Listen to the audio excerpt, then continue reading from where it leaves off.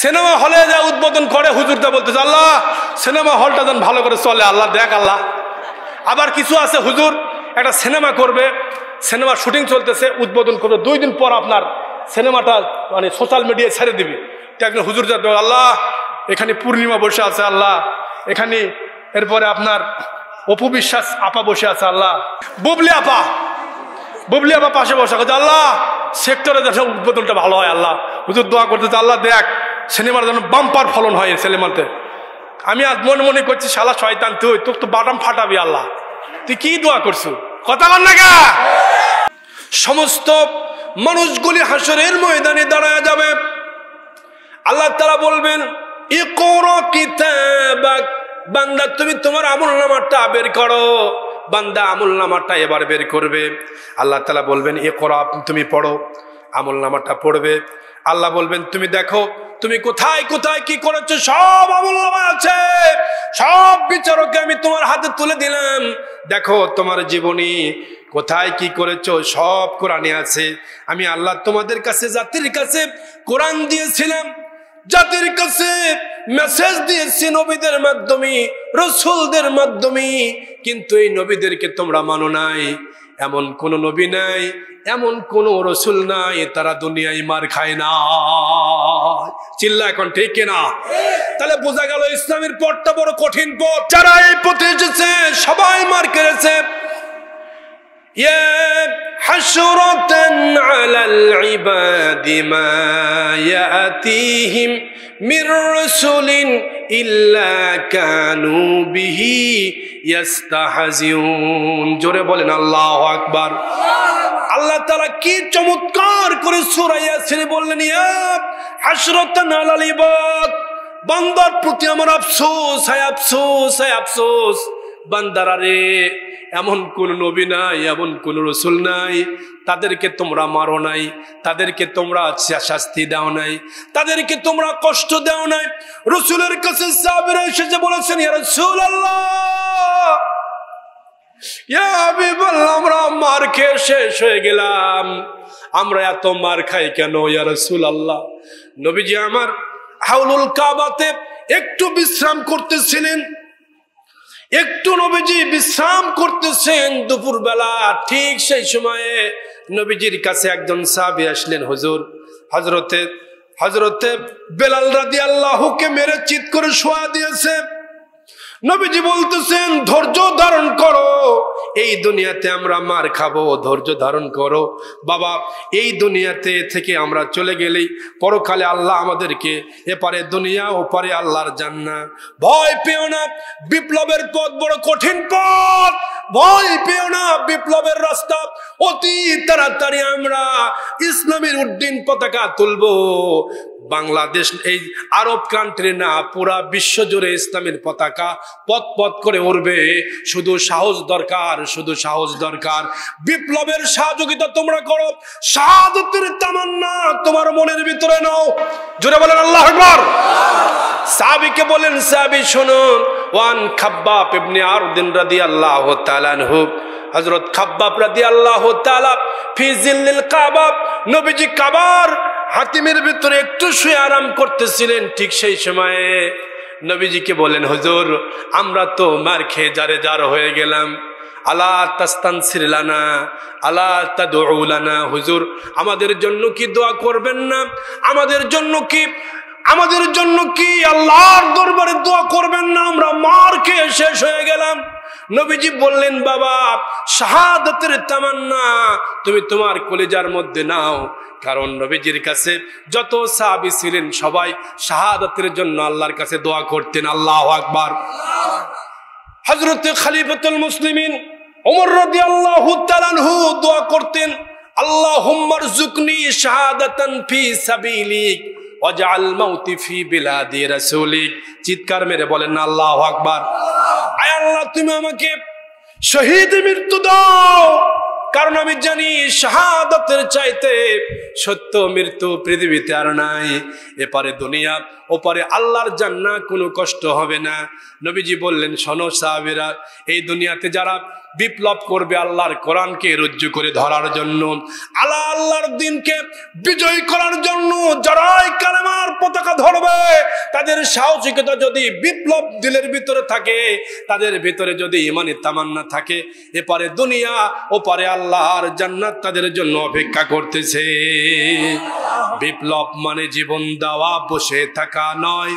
সে কোনো দিন আসবে না রে, করো যদি ভয়। ঠিক না? বিপ্লব মানে জীবন দেওয়া, বসে থাকা নয়। সে কোনো দিন আসবে না রে, করো যদি ভয়। বিপ্লব মানে জীবন দেওয়া, বসে থাকা নয়। সে কোনো দিন আসবে না রে, করো যদি ভয়।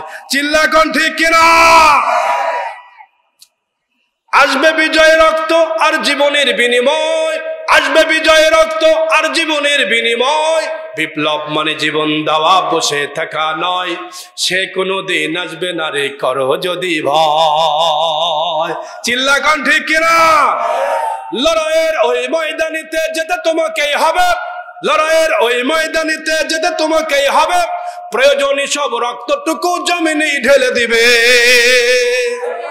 চিল্লা কোন ঠিক কিনা? লড়াইয়ের ওই ময়দানিতে যেতে তোমাকেই হবে। প্রয়োজনীয় সব রক্তটুকু জমিনে ঢেলে দিবে। তবুও তোমায় লড়তেই হবে, মানবে না পরাজয়। বিপ্লব, বিপ্লব মানে জীবন দেওয়া, বসে থাকা নয়। সে কোনো দিন আসবে না রে, করো যদি ভয়। আল্লাহু আকবার।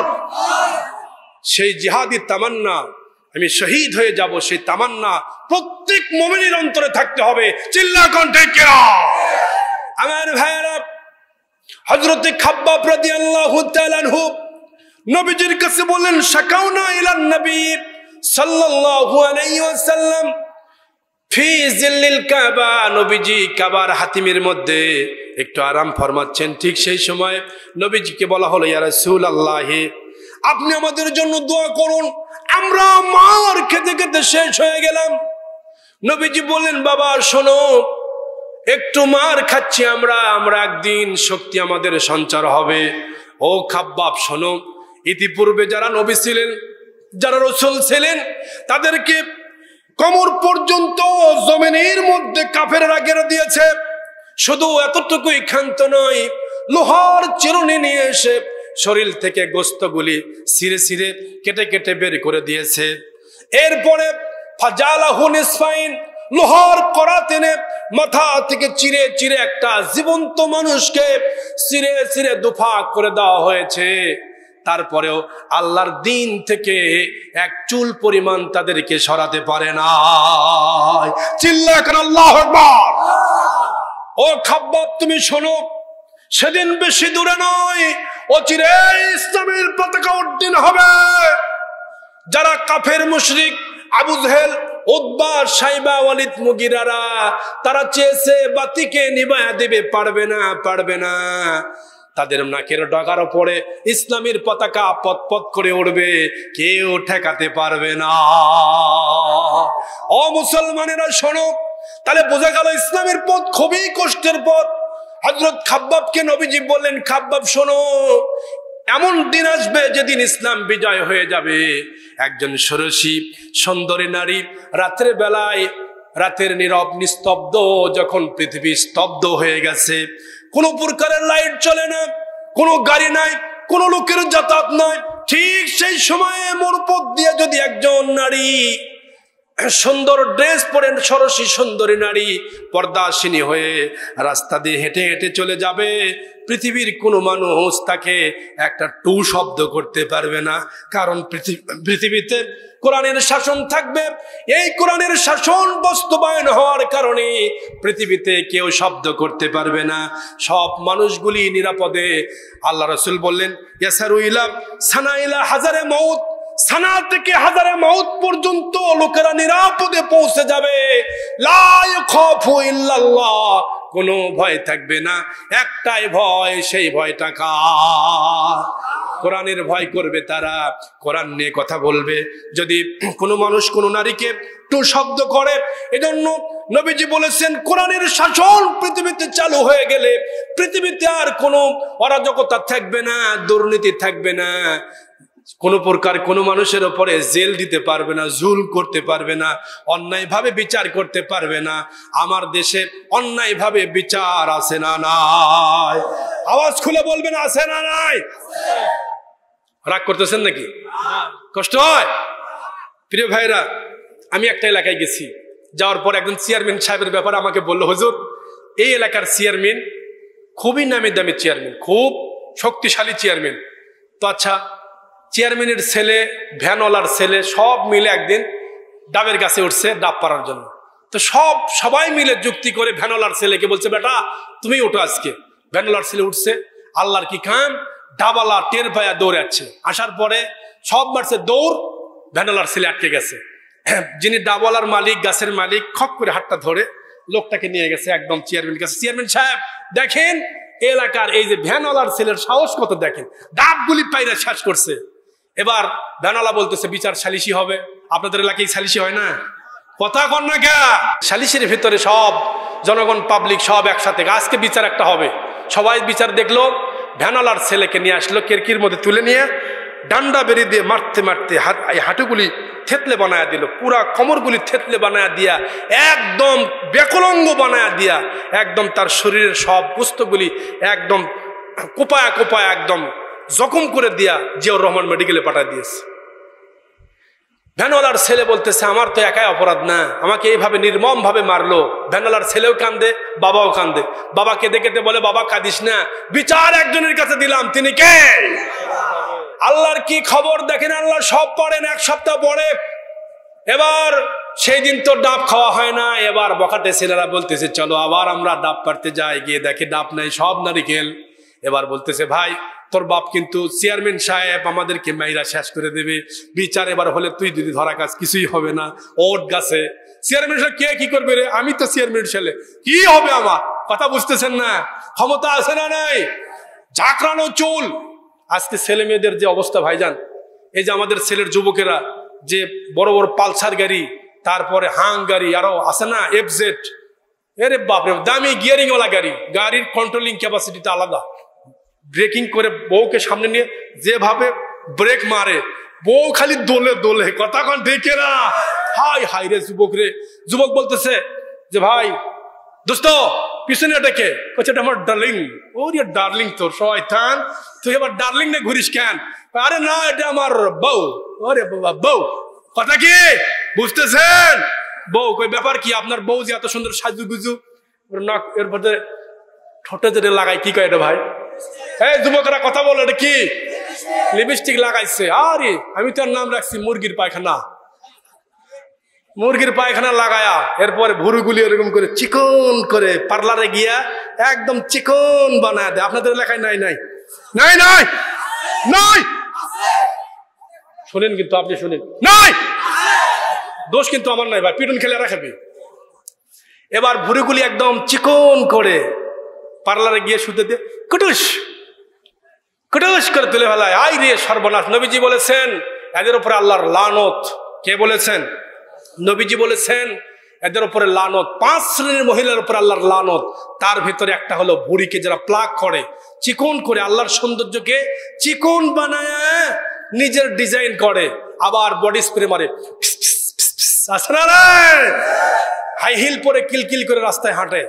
এরপরে এই যদি হয় দেশের অবস্থা। আবার এই সমাজে আমি দেখতে পেলাম একটা পাজামা বের করেছে, এই পাজামার বহর 2 হাত। আপনাদের এলাকায় এর নাম কি বলে? দেখছেন? আমার তো ওয়াজ করা লাগতেছে না, সব জানে এরা। কি নাম? প্লাজো। 2 হাত সামনে, পা মারলে সামনে 2 হাত ফরত করে সামনে চলে যায়। কি গান এরকম আছে না? আমি এই পাজামার নাম রাখছি 2 মনি বস্তা আলু থোয়া। কি গান কথা না? এই ছোট ছোট পোলা পান্তরা হাসতে হাসতে শেষ গড়াগড়ি করতেছে। আমি 2 মনি বস্তা বানাচ্ছি, 2 হাত দিয়ে ম্যাপে 2 মনি বস্তা আলু থোয়া। আচ্ছা আপনারাই কোন, এই বস্তা পরে যদি কোনো মা রাস্তায় বের হয়, পর্দা থাকবে? কথা বলতেছেন না ভাই, আমার সাথে ডিসকাস করেন। ওই মা যদি রাস্তায় সেন মারে, হেলে দুলে যদি যায়, শয়তান দুলে ভাই করছে আমি তো আর কি আপা, আমাকে লাগতেছে না। শয়তান আম গাছের ডালের সাথে ধরে, হাই রে আমি তো আর কি শয়তান, আমার আপা আমার চাইতে বড়। নাউজুবিল্লাহ কর, আরো জোরে কর নাউজুবিল্লাহ। সর্বনাশ। তাহলে কোরআনের শাসন আছে আমাদের দেশে? জোরে বলেন আছে? কোরআন খালি চুমা দিলাম, কিচ্ছু হয় না। কোরআন চুমা খাইলে কিচ্ছু হবে না। কোরআন নিয়ে যদি আপনি হক কথা বলেন, কোরআন নিয়ে যখন আপনি আন্দোলনের কথা বলবেন, তখন আপনি মৌলবাদী হবেন, ঠিক কিনা? আপনি মেসওয়াক করার ফজিলত করবেন, কিচ্ছু হবে না আপনার। আপনি সুন্নাতের ভিতরে আতর দেওয়া সুন্নাত, সুরমা দেওয়া সুন্নাত, মেসওয়াক করা সুন্নাত, এই সুন্নাতগুলি নিয়ে যদি আপনি কথা বলেন, আপনার কেউ কিছুই বলবে না। কিন্তু যখন আপনি বলবেন যে আল্লাহর কোরআন থেকে কথা বলা সুন্নাত, কোরআনের রাষ্ট্র হুকুম কায়েম করা, ইসলামী হুকুমত, আল্লাহর দেওয়া বিধান, আল্লাহর দেওয়া দেশ, আল্লাহরই হুকুম চলবে। জোরে কোন ঠিক কিনা? আলা লাহুল খালকু ওয়াল আমর, হুকুম যার, সৃষ্টি যার, হুকুম চলবে। আচ্ছা আপনারা বলেন তো, আল্লাহ বলতেছেন পুরা পৃথিবীর মালিক আমি আল্লাহ, এই পৃথিবীর পুরা রাজত্ব কার? জোরে বলেন কার? এখন আপনাদের কাছে একটা প্রশ্ন করব, প্রশ্নের উত্তর দেওয়া লাগবে, অ্যান্সার দেওয়া লাগবে। প্রশ্নটা হলো, আল্লাহর যে জমিন, এই পৃথিবীটা তো আল্লাহ, ঠিক কিনা? জোরে বলেন ঠিক কিনা? সৌদি আরব কার? আফগানিস্তান, ওই যে ব্রাজিল চলে গেছে আউট হয়ে, ওটা কার? এরপরে আর একটা দেশ আর্জেন্টিনা আছে না, এবার কাপ তো নিচ্ছে, কাপ নিয়ে সে আনন্দ করতেছে। সৌদি মেসিকে এরকম একটা কাবা পরে দিচ্ছে, ঠিক কিনা? দেখলাম আমি পত্রিকায়, কি ঠিক কিনা?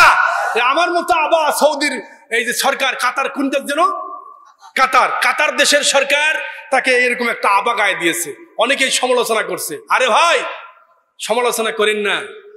মেসি যে কি কারণে দিচ্ছে এটা আপনি বুঝবেন না। এটা কাতারের প্রেসিডেন্ট ভালো করে জানে, ওকে একটা রাষ্ট্রীয় সম্মান তাকে দেওয়া হয়েছে। কেন? যদি কোনো সময় সে ইসলামের ছায়া পেয়ে যায়, আল্লাহ কবুল করুক, বলেন আমিন। কাতার দেশে অনেক লোকেরা এসেই ইসলাম ধর্ম গ্রহণ করেছে। খেলা জায়েজ না, এটা আমরা বলি খেলা জায়েজ নাই, তবে তার সাথে কিছু হলেও ইসলামের তারা চেষ্টা করেছে। কতক্ষণ ঠিক কিনা আমার ভাইয়েরা?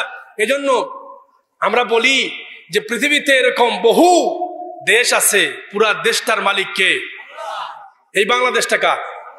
এখন যে প্রশ্নটা করবো সেই প্রশ্নটা হলো, শোনেন, বাংলাদেশ যে আল্লাহর, তা আল্লাহর জায়গা বার করে দেন, সবই আল্লাহর, তা আল্লাহর জায়গা বার করে দেন। এই পাশের কচ্ছে চেয়ারম্যান সাহেবের বাড়ি, এই পাশে কচ্ছে মেম্বার সাহেবের, এটা কার? কয় সরকারে কেড়ে। ওটা কার? কয় মন্ডলে কেড়ে, মন্ডলদের জায়গা, সরকারদের জায়গা।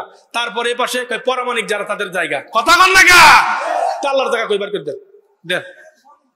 আরে ভাই, আল্লাহর জায়গা সকিতে আল্লাহর নামে দলিল কই? আল্লাহর দেশ যদি হতো, তাহলে আল্লাহর কোরআন থাকতো, হুকুম থাকতো আল্লাহরই। কথা বলেন ঠিক কিনা? আল্লাহর কোরআনের শাসন আছে, জোরে কোন লেখা আছে? তুমি মেসওয়াক করার ফজিলত জানো, খাবার শেষে মিষ্টি মুখের হাদিসটাও মানো, শুধু হক কথাটা উচ্চ স্বরে বলতে পারো না, অন্যায় দেখে বারুদ হয়ে জ্বলতে পারো না। কেমন মুসলমান একটু বলো না, কেমন তোমার ঈমান একটু বলো না, ঠিক কিনা? তুমি মেসওয়াক করার ফজিলত জানো, খাবার শেষে মিষ্টি মুখের হাদিসটাও মানো, শুধু হক কথাটা উচ্চ স্বরে বলতে পারো না, অন্যায় দেখে বারুদ হয়ে জ্বলতে পারো না। কেমন মুসলমান একটু বলো না, কেমন তোমার ঈমান একটু ভাবো না। তুমি যে কালেমার দাওয়াত দিলে বুকে টেনে তুলে, দেখো সেই কালেমার দাওয়াত দিয়ে কত জন আজ জেলে। তুমি যে কালেমার দাওয়াত দিলে বুকে টেনে তুলে, দেখো সেই কালেমার দাওয়াত দিয়ে কত জন আজ জেলে।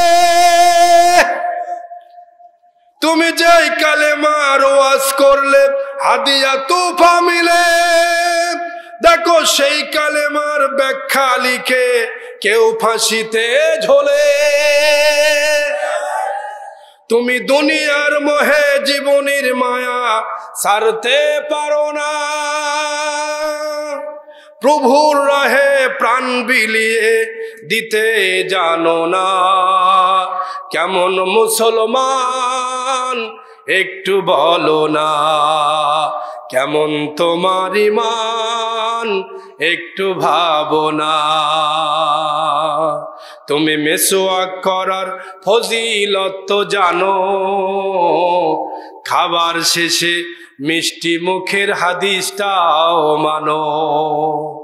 শুধু হক কথাটা উচ্চ স্বরে বলতে পারো না, অন্যায় দেখে বারুদ হয়ে জ্বলতে পারো না। কেমন মুসলমান একটু বলো না, কেমন তোমার ঈমান একটু ভাবো না। সোনা তালার মুসলমানেরা চিৎকার মেরে কোন ঠিক কিনা? আমার ভাইরা, এজন্য হক কথাটা বলা খুব কঠিন, হকের কাছে আমরা আটো। এজন্য প্রিয় ভাইরা, কিয়ামতের ময়দানে যে কথাটা আমি শুরু করেছি, সবার সামনে আল্লাহ তাআলা আমলনামাটা ধরে দিয়ে বলবেন, দেখো বান্দা তুমি দুনিয়াতে কি কি আমল করেছো দেখো।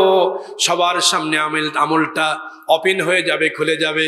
সবাই আফসোস করবে, হারে কপাল থাপড়াবে, বলবে ইয়া ওয়াইলানা মান বাসানা মিন মারকাদিনা হাযা মা ওয়াদার রহমান ওয়া সাদাকাল মুরসালুন। চিৎকার মেরে কোন আল্লাহু আকবার। আল্লাহ তাআলা যে ওয়াদা দিয়েছিল সব সঠিক আছে, আমরা বুঝি নাই। সেদিন কপাল থাপড়ায় লাভ হবে না। এজন্য প্রিয় ভাইয়েরা, জীবন গড়ার লাগবে। নিজের জীবনকে কিছু সুন্দর করার জন্য কিছু টিপস দিব। কষ্ট হয়? নবীজির সাহাবীরা ছিলেন, চারটি জিনিস অপছন্দ করতেন। এক নম্বরে মালবাস, সুন্দর দামি দামি পোশাক সাহাবীরা পছন্দ করতেন না।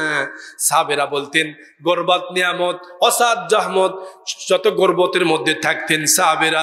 খেয়ে না খেয়ে কষ্ট করে জীবনে সব সময় নবীজির মতো সাহাবায়ে কেরাম, অনেক সাহাবী পেটে পাথর বেঁধে নবীজির কাছে এসে বলেছেন, ইয়া রাসূলুল্লাহ, ইয়া হাবিবাল্লাহ, আমি গরিব সাহাবী, আমার বাড়িতে কোনো খাবার নাই, আমার সন্তানেরা কেঁদে কেঁদে তারা বলতেছে বাবা খাবার দাও, খাবার দাও। নবীজি বলেন, সাহাবীরে শোনো। মুস্কি হাসি দিয়া নবীজি বুঝতে দিলেন না কি রহমতের নবী।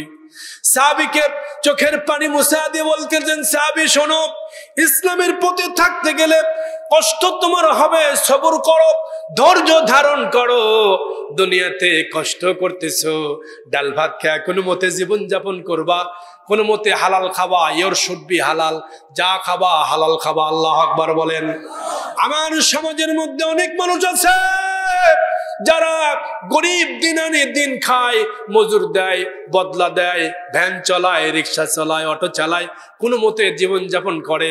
এই রোডে আপনার এই যে রোড, বিশ্ব রোড, এই যে সেমি রোড আছে না, এখান থেকে সে চলে যায় গাবতলিতে, যায় সোনাতলাতে, পরিশ্রম করে, হাড় ভাঙা পরিশ্রম করার পরে বাড়িতে যখন আসে, আমার একজন খুবই ঘনিষ্ঠ একজন ভ্যানওয়ালা বলতেছে, হাতটা ধরে বলেন, হুজুর আমার বয়স হয়ে গেল, বৃদ্ধ হয়ে গেলাম প্রায়, আমার চুল পাখি দাড়িগুলি পেকে যাচ্ছে, চুলগুলি পেকে যাচ্ছে, হুজুর আমার কি কোনো শান্তি হবে না? লোকটি চোখের পানি ছেড়ে দিয়ে কাঁদতেছেন।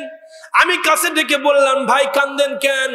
বলতেছে, হুজুর দুঃখ দুর্দশা কাকে বলি, আমার সন্তানরা বড় হয়ে গেছে, মেয়েকে বিবাহ দেওয়া লাগবে, আমি তো পারি না হুজুর, আমার সংসার আর টলমল চলে না, আমি কোনো মতে ডাল ভাত খেয়ে আমার জীবন যাপন চলে, আমি বড় আফসোস করি। এই যে বগুড়া শহরে বড় বড় বিল্ডিং ওয়ালারা এত দামি আরাম বিলাসের মধ্যে থাকে, আমাকে কি আল্লাহ চোখে দেখে না? একটু কি ধনী আল্লাহ আমাকে বানাতে পারে না? এমন আবদার গরিবদের আছে কিনা? জোরে বলেন, আছে না? আরো জোরে খান না, আছে না নাই? আপনারা কি ঘুমাইছেন নাকি ভাই? একটা তাকবীর দেন তো, লিল্লাহে তাকবীর। ছেড়ে দেবো ইনশাআল্লাহ, বেশি সময় লাগবে না, বেড়ে দিচ্ছি, ছেড়ে দিচ্ছি ইনশাআল্লাহ। গরিবদের পক্ষে আল্লাহ আছেন, গরিবদের পক্ষে কি আছে? নবীজি সব সময় দোয়া করতেন, আল্লাহুম্মা আহিনি মিসকিনান ওয়ামতিনি মিসকিনান ওয়াহশুরনি ফি জামরাতি মাসাকিন। আয় আল্লাহ, তুমি আমাকে গরিবদের কাতারে রাখো দুনিয়ায়, আখিরাতে তুমি কিয়ামতের ময়দানে হাসরের দিনে যেদিন উঠবো কবর থেকে, ওই দিনও গরিবদের কাতারে রাখিও। আর হাসরের ময়দানে গরিবদের সঙ্গে নিয়ে আমি নবী যেন জান্নাতে থাকতে পারি, তুমি কবুল করো। তাহলে বোঝা গেল কি নবীজি সব সময় দোয়া করতেন গরিবদের জন্য। কার জন্য? আরে জোরে কর না, কার জন্য? তাহলে নবীজি নিজেই গরিবের পক্ষে। জোরে কোন ঠিক কিনা? কথায় কথা আসতেছে, অনেক বেশি লম্বা হবে, রাত হয়ে যাবে। আমার ভাইয়ের যুবকটি লোকটি বিরুদ্ধ হয়ে গেছে, বলতেছে হুজুর দোয়া করতে পারেন না? এই যে বগুড়া শহরে রড বের করে 5 তলা 7 তলা 6 তলা 8 তলা বানাচ্ছে, হুজুর আপনি কি আমার জন্য একটু দোয়া করবেন না? আমি তো হয়রান হয়ে গেলাম। লোকটাকে আমি বললাম, ভাই চা খান, বসেন। আমি তাকে একটু সান্ত্বনা দিয়ে বললাম, প্রিয় ভাই শোনেন, এই যে বিশাল বড় বিল্ডিং ওয়ালা দেখতেছেন, তার সম্পর্কে কি আপনি জানেন? না, জানি না, মোটেও জানি না হুজুর, আমি তো ভ্যান চালাই, কেমনি জানবো? আমি বললাম, ভাইজান দেখেন, এই যে বিশাল বড় বিল্ডিং ওয়ালা, বাড়িতে খবর নিয়ে দেখেন, বড় একজন সাহেব, তিনি, এই সাহেবের একটা তাল পাকা দিয়ে চাষ করার মতো তার বাড়িতে কেউ নয়। চিল্লা এখন ঠিক না? সম্পদ থাকলেই যে শান্তি হবে, কে বলেছে আপনাকে? আপনার সম্পদ নাই, আপনার মতো সুখী মানুষ তো আর কেউ নাই। লোকটি মুস্কি হাসি দিয়ে বলতেছেন, হুজুর সত্যিই বলেছেন, জোরে কান মারহাবা। আরে জোরে কান না মারহাবা। আমি বললাম, কি কারণে আপনি হাসলেন বলেন তো? কয়, হুজুর বিশ্বাস করুন, আমি যখন বাড়িতে যাই, সকিনার মা একটা তাল পাকা নিয়ে আমার সামনে বসে যায়, আর শাড়ির আঁচলটা দিয়া আমার শরীরটা, আমার মুখটা মুছে দিয়ে বলে, স্বামী তুমি আমাদের জন্য যা পরিশ্রম করেছো আমরা খুশি, আমরা সন্তানেরা দোয়া করি তুমি হালাল কামাই করবা, আমরা হারাম খাবো না, হারাম খাবো না। আপনারাই বলেন তো, ফ্যামিলিটা সুখে আছে না দুঃখে আছে? আরো আস্তে কোন বাড়ির যাস, মানে শুনবি তো। পিঠন আপনিও খাবেন, আমিও খাবো, দেরি করে। আজকে রাত হয়েছে বেশি, তুলছেন দেরি করে, কি রাগ করতেছেন? লোকটি বলতেছে বউয়ের কাছে কথা বলতে, বউ যদি ভালো হয়, ভাই যদি বউ ভালো হয় বাড়ির, আপনার বাড়িটা জান্নাত, সুবহানাল্লাহ। আর বউ যদি ডেঞ্জারাস মার্কা হয়, হ্যাঁ কথা কন না খা। যুবক, বিয়ে করার আগে আমার সাথে যোগাযোগ করো, তাছাড়া কিন্তু মরছিস শেষ। একজন যুবক বলতেছে, ভাই আমি কথা কোন দিকে যাব, লাইন তো সময় নাই আমার কাছে। এবার একজন যুবক বলতেছে, হুজুর আমাকে বাপ ধরে নেয়, বলতেছে হুজুর এই ছেলেটাকে বিয়ে করামো, দেখেন তো বিয়ে করান যাবি কিনা। তা আমি বললাম যে কে? তো বলতেছে, হুজুর আর তো মাজাত শরীর বল নাই, প্যান্ট পরছে এই শীতের সময়, 3টে জেন্সের প্যান্ট পরছে। জোরে কন কয়টা? আওয়াজ করলে কন না কয়টা? এই যুবক টাটা দাও, হাত তোলো, হাত তোলো, যুবকের হাত তোলো। 3টে প্যান্ট পরছে জেন্সের, কয়টা? ওয়াজ আজকে হবে কিন্তু, শেষ রাত্রে কিন্তু চলবি, ফজর পর্যন্ত চলো। কি কাহান চলো, কে কে পক্ষে আছেন হাত তোলেন তো দেখি। ও মা, কাম সারছে রে, নামান না, হাত নামান। রাত কটা দেখছেন? আমাকে ছেড়ে দেন, আমি যাই আজকে। এবার যুবকেরা শোনো ভালো করে, যুবক এবার 3টে স্মার্ট প্যান্ট পরে, বাবা বলতেছে, হুজুর এই প্যান্ট পরছে 3টা, কারণ কি জানেন? জানি না তো। ও কিন্তু এই যে স্মার্টফোন চালায়া একটান দিকে ভরত করে সামনে আসে, আর একটান মারে সামনে চলে যায়। কথা কন না, এই ফোন চালাই সারা রাত ধরে। হুজুর কি যে দেখে আল্লাহ জানে, আল্লাহ জানে, দেখতে যাই না, দেখেও না কোনোদিন। আচ্ছা বাপ তো জানে না কি দেখে। কথা কন না। যুবক শরীরের কোনো বল নাই, 3টে মানে পড়ছে।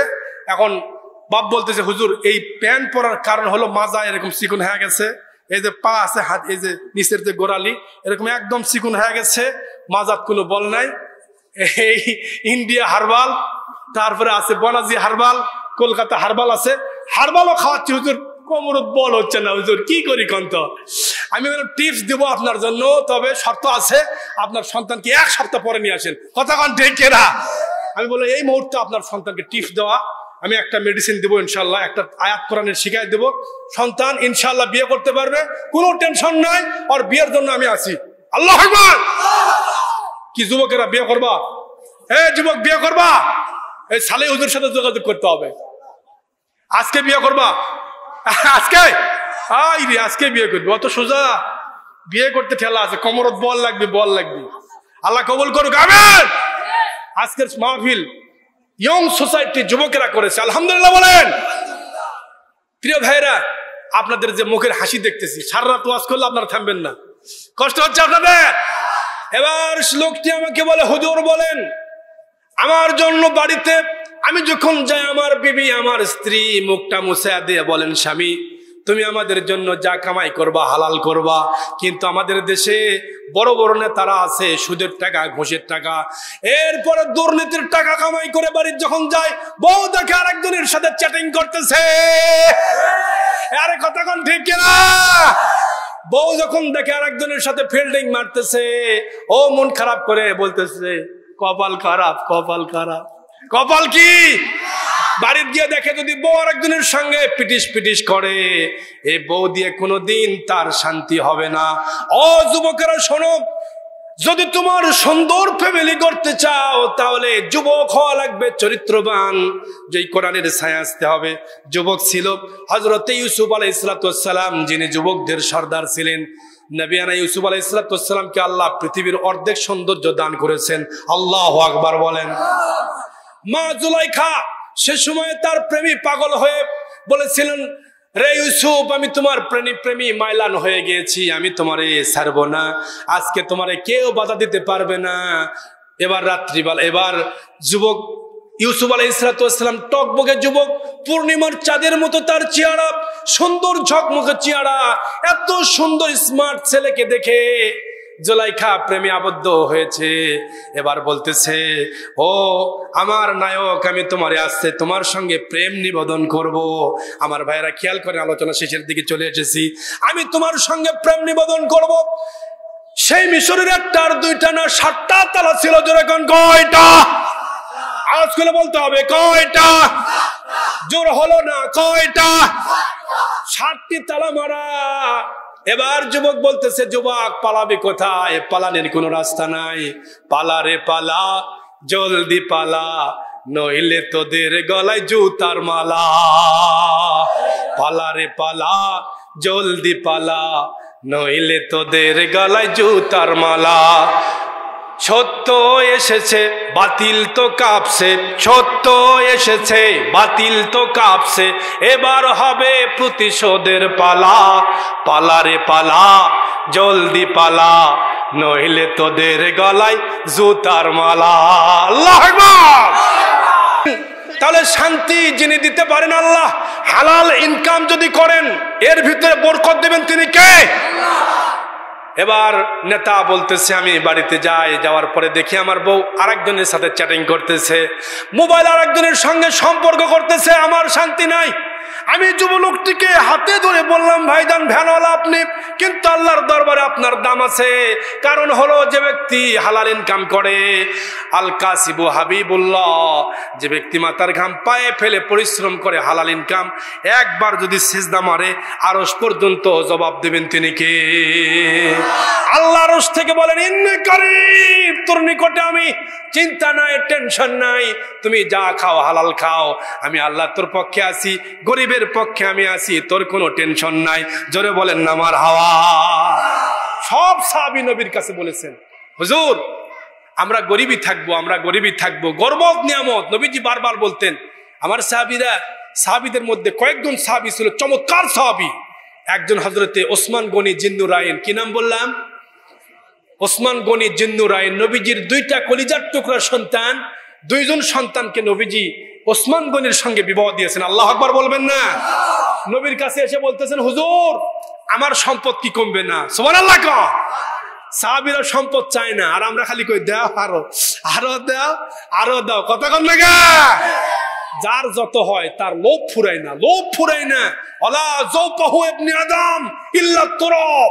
নবীজি বলেছেন, বনি আদমের স্বাদ মিটবে না, বনি আদমের আপনার লোভ শেষ হবে না। আলা যাওকাহু ইবনে আদম ইল্লা তুরাব, মাটির ভিতরে না যাওয়া পর্যন্ত আলকাটা, সুদ খাওয়া, ঘুষ খাওয়া, জিনা ব্যভিচার, অন্যায়, জুল দেশ থেকে যাবে না একটাও। কথা কন ঠিক কিনা? আলা যাওকাহু ইবনে আদম ইল্লা তুরাব, মাটি যতক্ষণ না খাসে ততক্ষণ পর্যন্ত শুধু আরো চাই, আরো চাই, আরো চাই। কথা কন না ঠিক কিনা? নবীর কাছে সাহাবীরা বলেছে, হুজুর এটা লোভ কেমন? নবীজি বলেছেন যে উহুদ পাহাড় তোমরা চেনো? হ্যাঁ। এই দুনিয়াতে যাদের লোভ আছে তাদের কাছে যদি উহুদ পরিমাণ, পাহাড় পরিমাণ একটা সোনার পাহাড় দেওয়া হয়, তো বলবে আল্লাহ আর একটা কি দেওয়া যায় না? এটা আমি বলতেছি না, নবী বলছেন। জোরে বল, কে বলছেন? কি লোভ তার, চিন্তা করছেন। 1 বিঘে জমি কিনছে, হয় দেখতো বা ছেলে বলতেছে দেখতো বা আলটাল কাটতো ভালো করে, দেখতো আর একটা জমি বড় করা যায় না, 2 মণ ধান বেশি হলে আর 1 বিঘে কিনবো, আর 1 বিঘে কিনবো, কথা কন না কা? আর যে ব্যক্তি সুদ খায়, ঘুষ খায়, ও চিন্তা করছে 3 তলা তুলছি, রড চোকা করে উপর দিকে থুসছে, তো আমাকে বলছে হুজুর উদ্বোধন করবো, দোয়া করে দেন। ওরে বাপরে বাবু, উদ্বোধন করবি, হুজুরের দিয়ে দোয়া করবি। সিনেমা হল উদ্বোধন হয়, হুজুরের দিয়ে দোয়া করায়, কথা কন ঠিক কিনা? আরে ফেসবুকে দেখলাম, ইন্টারনেটে দেখলাম যে আপনার এই যে আর্জেন্টিনার খেলা হবে, একটা নৌকার ভিতরে সাজায়া আর্জেন্টিনা পুরো সাজাইছে, একটা গরুর ভিতরে পুরো আর্জেন্টিনা সাজাইছে পতাকা, অর্ধেক গরু আপনার ওই যে সবুজ কালার, অর্ধেক সাদা আবার সবুজ, পুরা গরুর ভিতরে একটা গরু, সাদা গরুকে বানায়া আর্জেন্টিনার ছবি আঁকছে, কথা কন না কে? একটা হুজুর নিয়ে যা বলতে, হুজুর আপনি দোয়া করে দেন আর্জেন্টিনা জিতে। চিন্তা করতে পারেন, হুজুরেরা পাগলা হুজুর কিছু আছে এই সমাজে, বোঝে না কোন জায়গায় দোয়া করা লাগবে। সিনেমা হলে যা উদ্বোধন করে, হুজুরটা বলতেছে আল্লাহ সিনেমা হলটা যেন ভালো করে চলে, আল্লাহ দেখ আল্লাহ। আবার কিছু আছে হুজুর একটা সিনেমা করবে, সিনেমা শুটিং চলতেছে, উদ্বোধন করবে, 2 দিন পর আপনার সিনেমাটা মানে সোশ্যাল মিডিয়ায় ছেড়ে দিবে। একজন হুজুর যা আল্লাহ এখানে পূর্ণিমা বসে আছে, আল্লাহ এখানে, এরপরে আপনার অপু বিশ্বাস আপা বসে আছে, আল্লাহ আর একজন আছে কি জানো, আরে শাকিব খানের স্যার আর একজন নায়িকা আছে না, কি নাম, পরিমণি না আর একজন আছে, আপনারা নামই পারেন না। হ্যাঁ, ও বিদেশ থেকে 2.5 বছর একটা সোল নিয়ে আসলো না, এই পাইছে না, বুবলি আপা পাশে বসা কথা, আল্লাহ সেক্টরে দেশে উদ্বোধনটা ভালো হয়, আল্লাহ হুজুর দোয়া করতেছে, আল্লাহ দেখ সিনেমার জন্য বাম্পার ফলন হয় এই সিনেমাতে। আমি আজ মনে মনে করছি শালা শয়তান, তুই তোর তো বাদাম ফাটাবি, আল্লাহ তুই কি দোয়া করছু, কথা বল না কে? নবীজি নিজে মুনাফিক আব্দুল্লাহ ইবনে উবাই ইবনে সুলুল, বড় ভাই আব্দুল্লাহ ইবনে উবাই ইবনে সুলুলের জানাজা নবীজি গেছেন, ওমর রাদিয়াল্লাহু জামা টানে ধরছে, হুজুর জান কই? ও তো আবু জেহেলের খালাতো ভাই, দুলা ভাই। ওই শয়তান উহুদের যুদ্ধে গেছে, বদরের যুদ্ধে, উহুদের যুদ্ধে 300 সৈন্য কাটে লেগেছে, সেই মুনাফিক শয়তান। ওই আপনি তার জানাজাত গেছেন, করছেন কি, সর্বনাশ করে দিবে আপনি তার জানাজাত যাবেন না। নবীজি ব্যাক করে আসছেন, আবার বলতেছেন না, ও আমার চাচাকে আব্দুল্লাহ ইবনে আব্বাসকে একটা জামা দিয়েছিল, আমার কৃতজ্ঞতা আমাকে করা দরকার। নবীজি হাত তুলছেন, আল্লাহ বলেছেন হুজুর আপনি যদি 70 মাররা 70 বারো যদি এই মুনাফিকের জন্য দোয়া করেন, আল্লাহ কবুল করবেন না। মারাবাকা, তাহলে ইসলামের শত্রু হওয়া যাবে? জোরে বলেন হওয়া যাবে? প্রিয় ভাইরা, ও সোনাতলাবাসী ভাইরা, বেশি ইনকাম দরকার নাই, কথা কোন ঠিক কিনা? নবীর সাহাবী ওসমান গনি জিন্নুরাইন বলতেছিলাম সেই কথা, খাদ্য পড়ে গেছে, রসুলের কাছে গিয়ে বলতেছেন হুজুর আমার গরিব জন্য আমি থাকি আরো বেশি, আমার কি এত সম্পদ আমি চাই না, কারণ কিয়ামতের দিন যার সম্পদ বেশি তার হিসাব, কথা কোন না হিসাব বেশি, হুজুর আমাকে একটু কম সম্পদ হয় দোয়া করে দেন। নবীজি বললেন তুমি দুনিয়া বিমুখ হও, দুনিয়াতে তুমি সামান্য নাথিং মনে করো, এ দুনিয়া কিচ্ছু না, খেলতামাশা। বাল তুসিরুনাল হায়াতাদ দুনিয়া ওয়াল আখিরাতু খায়রু ওয়া আবকা। না হয় আর দুনিয়ার খেলতামাশাকে তুমি প্রাধান্য দিও না, দুনিয়ার এই জগৎটাকে তুমি প্রাধান্য দিও না। আল্লাহ চায় তো তোমার সম্পদ আল্লাহ কমা দেবে, জোরে বলেন না মারহাবা। হযরত ওসমান গনি জিন্নুরাইন বাড়িতে গেলেন, যাওয়ার পরে দেখে খাবারে বসেছেন, খাবার খাওয়ার সময় ছোট্ট ছোট্ট দানা দস্তরখানা বিছায়া সুন্নাত তরিকায় তিনি খাবার খাইতেন। লাল দস্তরখানাতে বসে রাসূলুল্লাহ সাল্লাল্লাহু আলাইহি ওয়াসাল্লাম নিজে খাবার খাইতেন। আমরা খাবারের আগেও ডানি বামে তাকাই না, কোনো সুন্নাত নাই, আছে? আচ্ছা, আপনাদের এই সোনাতলা এলাকা, আপনারা যারা প্যান্ডেলের ভিতরে আছেন, অনেক হাজার হাজার দর্শক আজকে এসেছেন, আলহামদুলিল্লাহ বলেন। পর্দার অন্তরালের মায়েরাও শুনতেছেন, হাজার হাজার মা বোনেরা এসেছেন, কোরআন প্রেমিক, রসুল প্রেমিক, দিন প্রেমিক, আল্লাহ কবুল করুন, আমিন বলেন। একটা প্রশ্ন করবো আপনাদের কাছে, আচ্ছা আপনাদের বাড়িতে কি দস্তরখানা আছে? কথা কয় না, বোঝা গেছে নাই আছে, কিন্তু ব্যবহার কি করেন? ব্যবহার করি না হুজুর, আছে কিন্তু ব্যবহার করি না, সুন্নাত নাই তো। নবীজি বলেছেন যার কাছে সুন্নাহ নাই তার কাছে আল্লাহর দ্বীন নাই, কথা কোন ঠিক কিনা? এজন্য সুন্নাহ তরিকা হচ্ছে দস্তরখানায় বসে খাবার খাবেন, আল্লাহ আপনার খাবারের মধ্যে বরকত দিবেন। দেখেন কেমন বরকত, শোনেন। হযরতে ওসমান গনি জিন্নুরাইন বলেন, আমি খাবার খেতে বসলাম, একজন সাহাবী এসে দেখতেছেন তিনি এত সুন্দর করে খাবারগুলি চিবিয়ে চিবিয়ে খেতেন, তাড়াহুড়া করে খাবার খেতেন না। এজন্য খাওয়ার সময় প্রথম যখন লোকমা দিবেন কার নাম বলবেন? জোরে বলেন, কার নাম বলবেন? কিন্তু আমাদের দেশে সবাই খাওয়ার শুরুতে বিসমিল্লাহ বলে না। আমি এক নেতার সামনে একসাথে অনেক নেতা কর্মী মাহফিলে ওয়াজ করতে গেছি, চেয়ারম্যান আছে, এমপি আছে, মন্ত্রী আছে, সবাই মিলে একসাথে খাইলাম। খাওয়ার শুরুতে আমার সামনে খাবার, চেয়ারম্যান এই সামনে বসা, এমপি সাহেব পাশেই বসা। আপনি কষ্ট নেন না, হুজুর আমাকে বলতেছে কিনা, আবার ভয় লাগে তো ভাই, পিটুন খাওয়া লাগবে, কিন্তু কোনো ডাইরেক্ট হিট করা যাবে না। আবার খেয়াল করেন, দুই নেতার সামনে খাবার পায় শুরু করে দিয়েছে, আমি হাতটা ধরে, হুজুর ভাই বিসমিল্লাহ কই, হুজুর মনে নাই হুজুর। চেয়ারম্যান সাহেব ব্যাপার দেখি, এমপি সাহেব ভাই বিসমিল্লাহ, ধরথন তো হুজুর, কিসের বিসমিল্লাহ লাগবে? ওরে বাবা, তোর বাটাম ফাটাবি, কথা কা বিসমিল্লাহ ছাড়া পিক আপ মারি খাচ্ছ। আমি বললাম, তুমি যে খাইতেছো বাবা, তোমার বাড়িতে জিলেব প্রোডাকশন আসতেছে, বলে যে কি হবে? মায়েরা পেটের ভিতরে সন্তান নিয়ে সামনে ফেসবুকে দেখে নাচ গান, এই যে চিত্র জগতের আপনার ভারতের বাম্পার কমর দোলানো নাচ আছে না নাই, এগুলি দেখার পরে মা বোন করছে যে ভালোই হচ্ছে, পেটের ভিতরে যেটা আছে সেটা কি হবে? বাড়ানোর পরে কি হবে? হ্যাঁ কি হবে? কন্ত আপনারা কন্ত আব্দুল কাদের জিলানি হবে, আব্দুল কাদের জিলানি হবে, কি হবে? ডিপ জল হবে, ডিপ জল। কি কন ঠিক কিনা? বারাক খালি ডিপ জল হবে। মা আপনার পেট ঠিক করেন, কথা কন। অত সোজা না, বাংলাদেশ শেষ, ভবিষ্যৎ প্রজন্ম ভয়াবহ অন্ধকার, আল্লাহ বাঁচাক, বলেন আমিন। তাহলে এবার দস্তরখানে আছেন হযরত ওসমান গনি জিন্নুরাইন সাহাবী, নবীর কলিজার টুকরা সাহাবী, খাবার খেতেছেন, লোকমাগুলি খুবই চেপে চেপে খাচ্ছেন, খাওয়ার সময় কোনো তাড়াহুড়া নাই, বিসমিল্লাহ বলে খাবার শুরু করেছেন। খাবার শেষে আবার আলহামদুলিল্লাহ দরকার আছে না নাই? নেতাকে ধরলাম, ভাই চেয়ারম্যান সাহেব আলহামদুলিল্লাহ কইছেন, দেখুন সাইরে দিচ্ছে, ওরে বাবা যে খাওয়া খাচ্ছে। আমি বললাম বিসমিল্লাহর পরে আলহামদুলিল্লাহ বলছেন, হুজুর মনে নাই, মনেই থাকে না। আমি কই তুই মরলেও তোর মনে থাকবে না, কারণ চর্চা নাই, ইসলাম তো পালন করে না, খালি হুজুরক দেয় বাঁশ, কথা কা। এই জন্য ভাইরা, ওসমান গনি জিন্নুরাইন কেমন সাহাবী দেখেন, খাদ্যগুলি খুঁটে খুঁটে খাচ্ছেন আর বলতেছেন, আল্লাহর দেওয়া নিয়ামত আমি খেয়েছি, তুমি নিয়ামত দিয়েছো আল্লাহ, আলহামদুলিল্লাহ। আল্লাহর প্রশংসা করে খাবারে উঠলেন, নবীজির কাছে গেছেন কিছুদিন, 1 মাস পরে গিয়ে দেখে, ইয়া রাসূলুল্লাহ, ইয়া হাবিবাল্লাহ, আমি 2 মাস পরে আপনার দরবারে আবার ফিরে আসলাম, আপনি কি দোয়া করলেন যে দোয়ার কারণে আমার সম্পদ তো কমে না?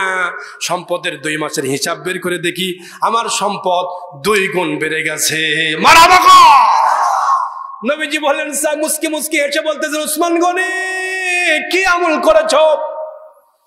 বলতেছে, হুজুর আমি তো দস্তরখানা ছাড়া খাই না, খাবারগুলি লোকমাগুলি পড়ে গেলে ওটা খুঁটে উঠে খাই, কারণ আপনি বলেছেন কোন খাবারের মধ্যে বরকত আছে আমি নবীও জানি না, এজন্য যা খাবার সামনে পাও খাবারগুলি নষ্ট করবা না, বলেছেন নবীজি মুহাম্মদ সাল্লাল্লাহু আলাইহি ওয়াসাল্লাম। কিন্তু আমাদের বিবাহ অনুষ্ঠানে দেখেন না, আমাদের আপারা, আমাদের ম্যাডামরা যে যায় হাই হিল পরে, সেন্টেন মাইরা, ইরে বাপরে বাপ, চুলগুলি ছেড়ে দিয়ে চিরত বসে, ঠোঁটত লাগাই লিপস্টিক, মুরগির পায়খানা, মনে আছে?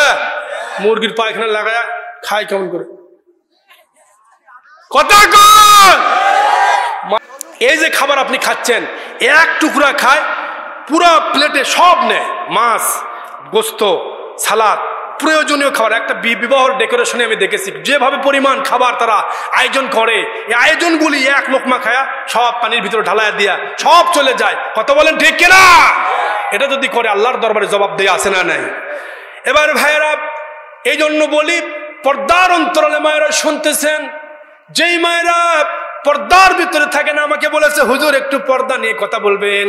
আমার মায়েরা হাই হিল পরে, যে কথাটা বলেছি, পর্দা তো দুনিয়ায় নাই। আজকের দিনে আমাদের সমাজে যদি পর্দা থাকতো, মহিলারা অবাধে এভাবে বের হতে পারতো না, মার্কেটে এভাবে যেতে পারতো না। আমরা দেখেছি বাংলাদেশের অবস্থা এরকম ছিল না। আজ থেকে 20 বছর আগের ইতিহাস বের করলে আমাদের মায়েরা আমাদের দাদিরা নানিরা যখন আলেমরা কোনো ভালো মানুষ রাস্তা দিয়ে হেঁটে যেত, চোখটা মুখটা ঢেকে রাস্তার পাশে দাঁড়িয়ে যেত। কথা কন ঠিক কিনা? আজকে পর্দার আছে, ওটি ব্রয়লার মুরগির মতো ওটি ঘুরে দাঁড়িয়ে থাকে। যতই কন হুজুর, যতই কন রাস্তা ব্লক, যাওয়ার কোনো বুদ্ধি নেই। মার্কেট শরীফের মধ্যে গেলে মা বোনদের যে অবস্থা, ভাই আপনি বলেছেন এমন সময় দিয়েছেন, এই সময় তার বলার সময় নেই। আমি যেটা শেষ করতে চাই সে আলোচনা শেষ করে আমি দোয়া মোনাজাত করে দেব। ভাইরা আমার, এজন্য পর্দা আমাদের দেশে নাই, পর্দার কথা বলে লাভ নাই। আমি আজকে সেই বিষয় ধরতে পারবো না। প্রিয় ভাইরা, ওসমান গনি জিন্নুরাইন রাদিয়াল্লাহু তাআলা আনহু 2 মাস পরে নবীর দরবারে গিয়ে বলতেছেন, ইয়া রাসূলুল্লাহ, আমার সম্পদ তো কমে না। মনে আছে আপনাদের? ইয়া রাসূলুল্লাহ, সম্পদ তো কমে না, কি কারণ? নবীজি বললেন, তুমি সুন্নাত তরিকার উপরে আছো, তোমার সম্পদ বেড়ে দিবেন তিনি কে? আবার নবীর একজন সাহাবী পাঠায়া দিলেন 2 মাস পরে। তিনি গিয়ে দেখলেন আলো বাতি জ্বালাচ্ছেন, বাতিটার ভেতরে এত মিটিমিটি করে জ্বালাচ্ছেন ওসমান গনি জিন্নুরাইন।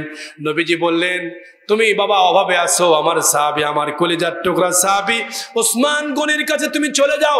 নবীজি একটা সিরকুট লিখলেন, লিখে বলবেন, এটা ওসমান গনির কাছে দিয়া বলবা নবীজি পাঠায়া দিয়েছে, তোমাকে সাহায্য দিবে, কারণ ওসমান গনির কাছে সম্পদের অভাব নাই। জোরে বলেন মারহাবা। সাহাবী কাছে গিয়ে দেখে ওসমান গনি আলোটা, একটু আলো দিয়ে তিনি কোরআন তেলাওয়াত করতেছেন। আলোটা কমায় দিয়ে, আগের দিনে এরকম ডিজিটাল যেরকম বাতি এরকম কি ছিল? ছোট্ট একটি ল্যাম্পলাইট জ্বলতেছে, বাতি জ্বলতেছে, লম্প জ্বলতেছে। লম্পর যে ফিতাটা একটু কমা দিয়ে মিটি মিটি আলো আরো কমায়া দিলেন, দিয়ে কাছে গিয়ে কোরআন পড়তেছেন।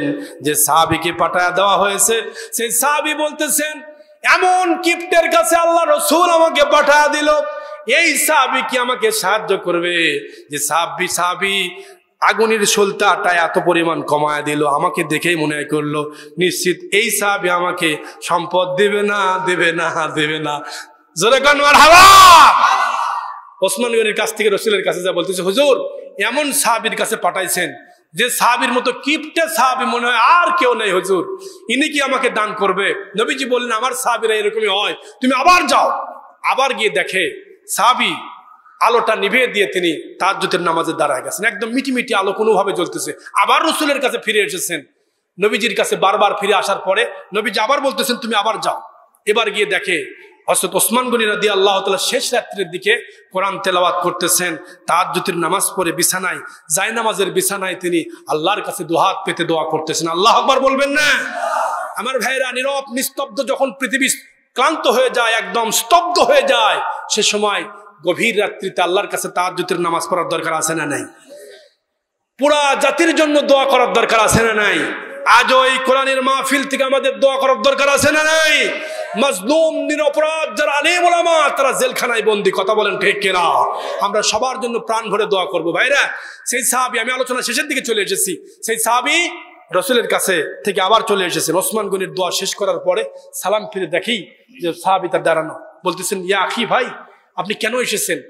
ভাই হুজুর, আমি একবার না দুইবার না, প্রিয় ভাই, আমি তিনবার এসে দেখেছি, আপনি একবার এসে দেখি আলোটা এত কমায় দিয়েছেন। আমি মনে মনে চিন্তা করেছি, একটা খারাপ ধারণা করেছি, মাফ করে দিন। কি খারাপ ধারণা বলেন? বলতেছে, আমি মনে করেছি আপনার মতো এই মদিনায় কিপটা সাহাবী আর কেউ নাই, এজন্য রসুলের দরবারে গেছি। কয়বার গেছেন? কয় 3 বার। জোরে কোন কয়বার? জোর হলো না, কয়বার? 3 বার নবীর দরবারে গেছি আর ফিরে এসেছি। নবী বারবার বলেছেন আবার যাও। এবার আসার পরে দেখতে পেলাম আপনি নামাজ থেকে ফুরসাত হয়েছেন। সাহাবী মৃদু হেসে, ওসমান গনি জিন্নুরাইন মৃদু হেসে বলতেছেন, ভাই শোনো, আজকে তোমাকে আমি পরিপূর্ণ দান করব। শোনো, টেনশনের কোনো কারণ নাই। আজকে আমি 3 বার যে আমার কাছে এসেছেন, রিসিপ্টটা খুলে দেখে, সিরকুটটা খুলে দেখে, আল্লাহ রসুল তাকে 150 দিরহাম দিতে বলেছেন। জোরে কোন কয়শো দিরহাম? 150 দিরহাম 3 বার এসেছে, এই জন্য 1.5 3 দ্বারে কত হয়? 4.5। আর যেটা দিতে বলেছেন সেটা হলো 1.5, তাহলে কত হলো? হ্যাঁ, 4.5 আর 1.5, তাতে কত হলো? 600 দিরহাম দিয়া সাহাবীকে প্যাকেট করে দিয়ে বলতেছেন, আপনি যান। তা আপনার আল্লাহ রাসূল তো আমাকে 150 দিরহাম দিতে বলেছে, এতগুলি বেশি দিলেন কেন? আমি তো মনে মনে খারাপ ধারণা করেছিলাম আপনার মতো কিপটা কেউ নাই, অথচ আপনি এত দান করলেন কেন? তিনি বলতেছেন যেহেতু 3 বার গেছেন আর এসেছেন, এই জন্য আমি খুশি হয়ে আল্লাহর নবীর কাছে আপনি 3 বার দেখা করেছেন।